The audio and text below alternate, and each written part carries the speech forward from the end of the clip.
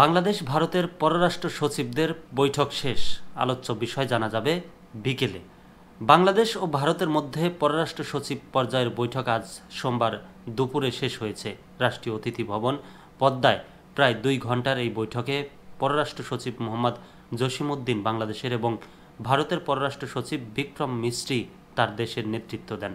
প্রতিনিধি পর্যায়ের বৈঠকের আগে 2 দেশের পররাষ্ট্র সচিব একান্তে বৈঠক করেন। বৈঠকে 2 দেশের সম্পর্কের বিভিন্ন বিষয় নিয়ে আলোচনা হলেও কোন কোন বিষয় গুরুত্ব পেয়েছে তাৎক্ষণিকভাবে তা জানা যায়নি। তবে বিকেলে পররাষ্ট্র সচিব মোহাম্মদ জসিমউদ্দিন গণমাধ্যমকে বৈঠকের বিষয়ে জানাবেন।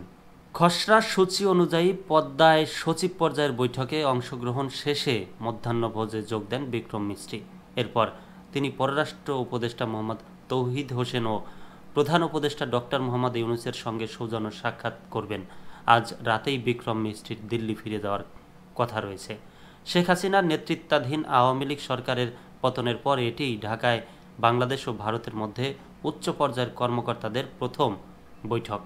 বাংলাদেশ ভারত সম্পর্কের চরম টানাপোড়েনের মধ্যেই সকালে ঢাকায় আসেন ভারতের পররাষ্ট্র সচিব বিক্রম মিস্ত্রি।